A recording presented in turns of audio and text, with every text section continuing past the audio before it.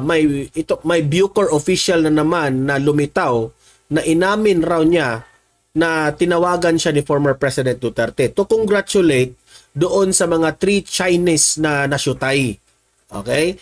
At parang sa madaling salita, si former President Duterte po ang pinagbibintangan nila ang nagpapasyutay dito sa mga 3 Chinese drug lords na ito. Okay? So, pakinggan natin ang balita. Pasok! Umamin ang dating warden ng Davao Penal Farm na tumawag daw sa kanya si dating Pangulong Rodrigo Duterte. Madaling sabihin na si former President Duterte ay tumawag sa kanya. Madali yan. Pero ang tanong, totoo ba ito? Kasi matatawag ito na hearsay kapag wala kayong ebidensya. Ano ba yung cellphone na tinawag? Ano ba yung cellphone number na tinawagan ni former President Duterte? Kasi dito pa lang sa argumento na ito, sablay. Si former President Duterte po, walang cellphone at that time. Kung nangyari man ito 2016, di ko lang alam what year, pero as far as I can remember, hindi po masyadong techie si former President Duterte. Ano bang ibig sabihin ng hindi masyadong techie? Hindi po siya nagsi-cellphone. Kung matatandaan natin, si former President Duterte, tinuturuan pa nga ni Senator Bongo. At that time, hindi pa senador si Bongo. Tinuturuan pa nga ni Bongo si Duterte. Well, yun ang una. Yun ang unang duda ko na malabo na tatawagan siya. Just to congratulate. Sa dami-daming super busy ang ating presidente, sa daming kinaharap na at that time, 2016, ang daming problema ng Pilipinas. Problema pa ni Duterte itong war on drugs at marami pang mga corrupt officials. Marami, di ba? Nung time po ni former President Duterte, parang mga bubuyog na nag-scatter yung gulo. Di ba? So, ikaw tatawagan just to say congratulations? Parang malabo. I don't know if pwede ba itong matrace sa cybercrime office. No? May opisina yan sila. Matitrace ba ito na talagang tumawag si former President Duterte? Kasi kung meron, ipalabas nyo. Di ba? Ipalabas nyo. And I think, siguro, bawal yan, no? Sa ating batas. Yung wiretapping siguro is bawal para yan sa batas. I'm not so familiar with it sa batas ng ganyan.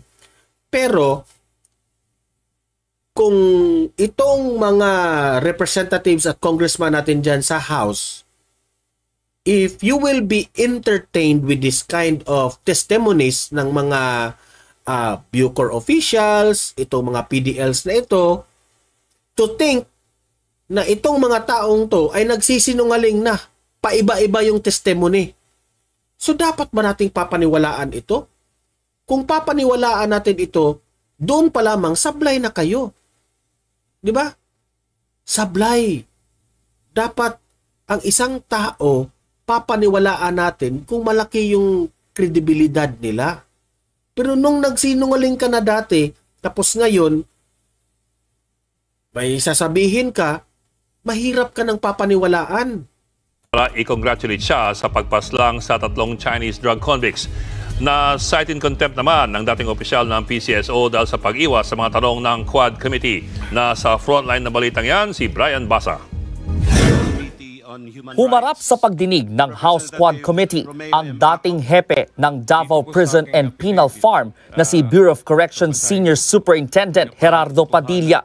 Kinumpirma niya ang pahayag ng PDL na si Leopoldo Tan na tumawag sa kanya ang isang kaboses ni dating Pangulong Rodrigo Duterte para i-congratulate siya sa nangyaring pamamaslang sa 3 Chinese drug convicts sa Davao Prison and Penal Farm noong 2016. Itinanggi ito noon ni Padilla.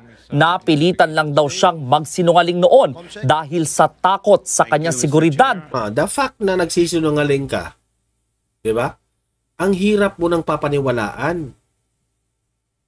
I don't know why this congressman and itong mga representatives na ito pilit pa nilang iniimbita yung mga ganyan. 'Di ba? Itong Quadcom na ito, sabi pa nga nila sa mga political expert, sina Harry Roque at ilan ng mga officials dati, plano ito eh. Duda sila na itong grupong ito, no, na sa Quadcom, kay tamba ito na plano na talagang paimbestigahan talaga yung mga Duterte. Sabi ko, okay man yan, pero siguro naman, why can't we just move on? Kung itong mga ginagawa nyo ay pasipsip laman kay Martin Romualdez, hindi nyo na iniisip ang kapakanan ng taong bayan. At yung mga resource person nyo pa, pero hindi lahat hindi lahat. Hindi pa rin paniwala dahil dati nang nagsisinungaling. Yan ang hindi ko maintindihan sa inyo. Bakit iniinbitan ninyo ang mga taong nagsisinungaling dati? May kredibilidad pa ba silang dapat nating papaniwalaan? At ng kanyang pamilya. Tumawag sa akin ay ayon sa boss Ito si Superintendent Gerardo Padilla. ay dating President Rodrigo Roa Duterte. Para pa ngang ayaw mong banggitin eh. Nagkautal-utal pa siya, di ba? Tingnan nyo. Pakinggan nyo. Tumawag sa akin ay ayon sa boses ay dating President Rodrigo Roa Duterte. At ang tanong ko, bakit siya nagbabasa? Bakit hindi niya mabigkas ang mga kaganapan na kung talaga, 'di ba? Ang isang bagay na ma-remember mo because 'di ba? Kung totoo itong nangyari na ito, nasyutay, tinawagan ka ng presidente, hindi mo na kailangang basahin ang script. You can narrate it without reading. Kasi maaalala mo yan talaga. Kung totoo. Pero, the fact na nagsisinungaling na noon, nagbabasa pa ngayon, kapani-paniwala ba itong mga ganito? Tapos, ini-entertain ninyo itong this kind of mga resource person? Di ba? Dahil lang sa pamumulitika, i-entertain natin ito.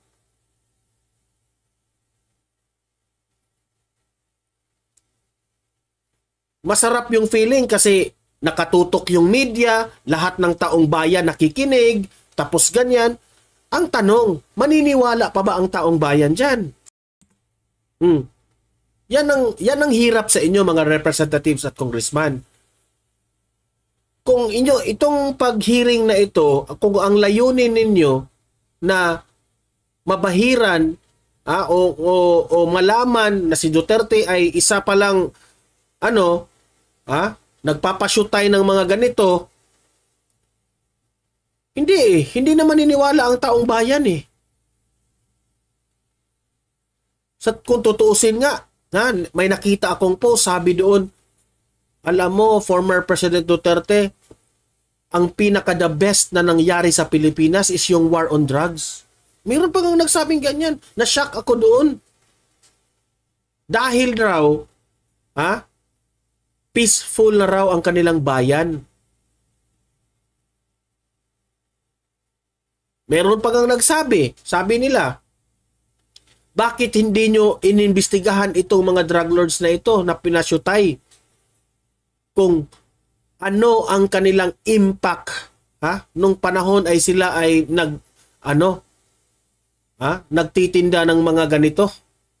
Ilang mga inosenteng taong biniktima nila. Sa totoo lang, malaki ang kasalanan nitong mga drug lords na ito. Bakit hindi yun pa iimbestigahan ninyo?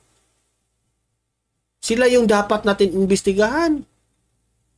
Ito yung mga salot sa lipunan. Pero, yung tao na gustong malinis ang ating bayan, yun pa ang may kasalanan. Yun pa ang inimbestigahan. Siguro naman ang iimbestigahan natin itong mga taong ito na mga salot sa lipunan. Pero dahil sa pamumulitika, si Duterte pa ang pinai-investigate ninyo na sa tingin ninyo may kasalanan si Duterte. Ganyan naman, nabaliktad na ba ang ating mundo? Di ba? Sabing congrats, Superintendent Padilla. Job well done. Pero grabe yung ginawang Oy, DOTV ha, hindi ka na nagpapakita dito. dinuguan. Matatanda ang sinabi rin noon ni Padilla na si dating CIDG Central Visayas Officer at PCSO General Manager Royina Garma ang nag-utos sa kanya sa telepono na palampasin na lang niya ang mangyayaring operasyon sa kulungan. Pero pinasinungalingan Hi, Crazy Brooks. niya ni Garma na dumalo rin sa pagdinig. Hindi raw nangyari ang ganitong pag-uusap. He lied on the first hearing. The second hearing, because he was detained, might be he realized that sa kanya lahat ang siyang may kasalanan. He need a fall guy. And it's easy to just blend on the facts presented during the first hearing, and it's easy to say he feared his life. In the same way that he said he feared his life because of you. Hindi po ako nakakatakot, Mr. Chair. Perception lang nila yun, pero hindi po ako nakakatakot. Para magkaalaman, nagmosyon ang isang mambabatas na hilingin sa National Telecommunications Commission o NTC na makuha sa mga telco ang records ng sinasabing phone calls noong 2016. Inamin naman ni Garma na karelasyon niya si Punta ka sa bahay, DOTV. SPO4 Arthur Narsolis. Si Narsolis ang nag-utos di umanong patayin ang tatlong dayuhan. Matagal na siyang hindi sumisipot sa pagdinig at pinaa-aresto na ng kamara. Na-question din ang 6 na beses na pag-alis sa bansa ni Garma ngayong taon. Rizale, hello po. Katwiran niya. Pero umatras siya sa hamong kanyang. Natanong din si Garma kung gaano siyang kalapit kay Digong matapos kasing magretiro bilang police colonel noong June 2019. Medyo naglag tayo ha, medyo naglag tayo. Appoint agad siya bilang general manager ng PCSO noong Hulyo ng parehong taon. Are you close to the president? Mr. Chair, I'm not close. I was fired. Okay. Okay. Nag-floating pa nga So, po ako during his Huwag time. mo, Dito ako na grabe itong mga representatives na ito. Ito yung napansin ng taong bayan eh. Yung mga resource person na in-invite ninyo, kung hindi nyo nagugustuhan ang kanilang mga sagot, contempt ka agad. I-observe nyo ito ha, kung paano siya na-contempt. I-observe nyo. Hulyo ng parehong taon. are you close to the president? Mr. Chair, I'm not close. I was fired. Okay. Okay.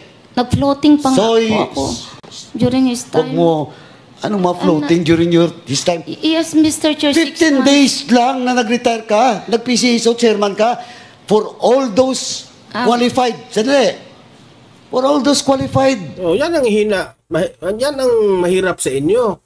Ayaw nyong patapusin na mag-explain ang resource person nyo.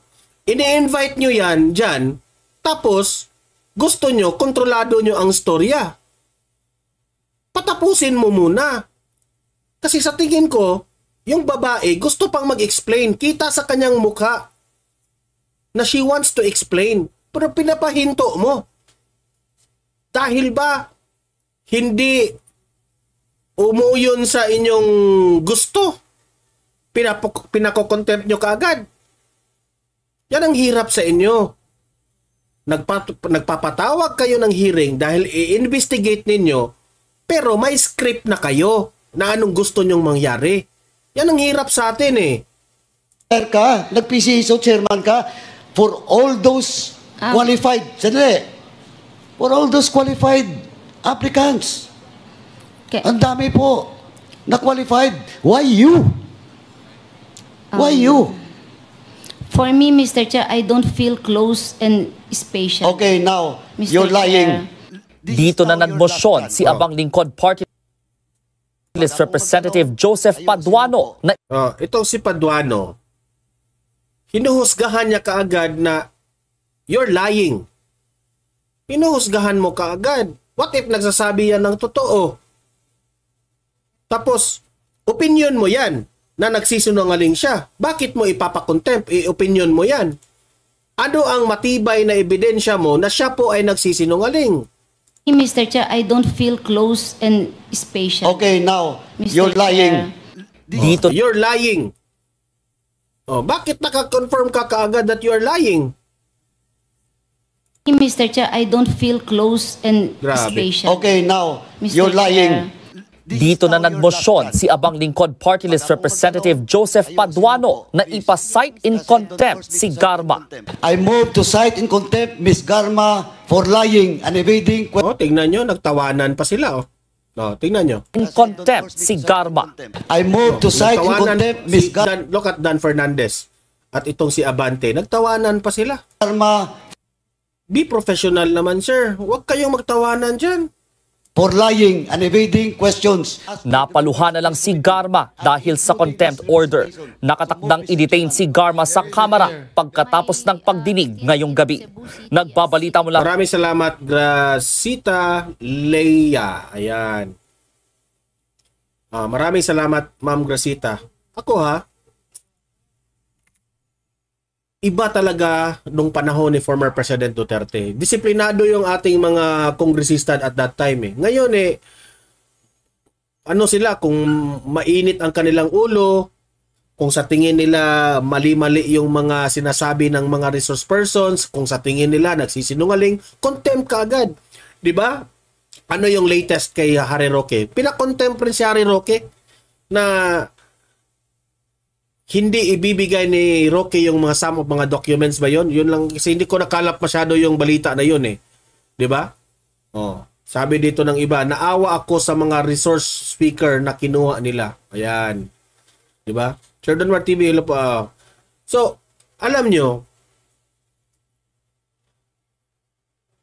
gagawin talaga nila ang lahat para mapabagsak po ang mga Duterte. Gagawin talaga nila ang lahat. Imbestigahan ang mga ganito. Yang Quadcom na yan. Walang ibang matatamaan dyan. Ang mga Duterte talaga. Yung Quadcom hearing na yan, wala. Huwag na tayong magbulahan rito. Sa dami-daming problema ng ating bansa, sabi nga ni VP Sara, sobrang mahal na ang mga bilihin. Pero nakatutok kayo sa mga Duterte. Masakit yan para sa taong bayan. Ang taong bayan, meron ako mga kakilala na hindi masyadong interesado sa mga balita. Pero ngayon, interesado na siya. Lagi na siyang mga nanonood sa hearing. Kasi sa tingin niya, nabigla sila. Bakit itong mga hearing na ito, halos lahat ng mga hearing ngayon, sa Senado man o dito sa Kongreso, lahat nakalink kay former President Duterte. Yung kay Kibuloy, may kinaugnayan pa rin sa mga kaalyado ni Duterte. Yung kay Alice Go, 'di ba? Usap-usapan na baka raw itong si Alice Go. May picture ng mga Duterte, ganon, ganyan. 'Di ba? Nag-link rin yung picture nila kay PBBM. Dito naman sa Kongreso, ang budget naman ni VP Sara. Pinaiimbestigahan. Kung ano-anong mga pinaimbestigahan na halos lahat nakalink kay former President Duterte. Now, ngayon, ang question ngayon, bakit nagtataka na itong mga taong bayan? Bakit ganyan? Sa dami-daming problema ng Pilipinas, bakit halos lahat ng mga hearing may kinaugnayan sa mga Duterte? Nagtatanong po tayo dyan. Kasi hindi po maganda na itong mga taong to, ang trabaho ninyo, mag-solve sa problema ng Pilipinas. Walang kinalaman po ang mga Duterte para ma-solve ang ating problema. Problema sa pagkain. Sobrang mahal na mga bilihin. ekonomiya natin bagsak. Yan. Yung mga in-investigate ninyo, nakakatulong ba ito? Yung mga nagugutom natin, yung problema natin dyan sa PhilHealth, yung mga nagkakasakit, may kinalaman ba ang mga Duterte dito? Kung mapapakulong natin yung mga sina Duterte, lahat ng mga pina-investigate nyo dyan, do you think ito po ay nakakatulong sa mga problema natin sa Pilipinas? The answer is no. Sabi dito ni Maria Lorna Bardelas, kasi po, kinakabahan na sila sa susunod na eleksyon. Kaya nga, yan ang hirap sa inyo. Instead na tumutok kayo sa pagsolba, na mapaganda po ang buhay ng mamamayang Pilipino, nakatutok kasi kayo sa susunod na eleksyon. Kaya kayo natataranta. Yan ang hirap sa inyo eh. Kailangan yung magpasipsip na kung sino yung Panginoon nyo dyan na sipsip kayo, na hindi yan ang dapat. Dapat nga kayo magpasipsip kayo sa taong bayan. Kasi ang taong bayan po ang magluklok sa inyo para manalo kayo during the election. Huwag kayong magpasipsip sa mga Panginoon nyo dyan. Hindi mananatili ang inyong mga Panginoon dyan sa upuan ninyo. Kasi sila, hinalal rin ng taong bayan. Ang taong bayan po ang pinaka-powerful sa lahat. Look at itong mga Duterte, VP Sara. Halos nga lumuhod sila sa taong bayan dahil nagsiservisyo sila sa taong bayan. Ganyan sana dapat lahat. Kung hindi kayo mag-iisip ng pera, na hindi kayo mabibigyan ng budget o sa distrito ninyo, kaya takot kayo, huwag kayong matakot. Gawin nyo lang ang totoo. Sundin nyo ang mga prinsipyo ninyo. Kaysa sa bagay, wala kayong prinsipyo, wala na tayong magagawa dyan. Di ba?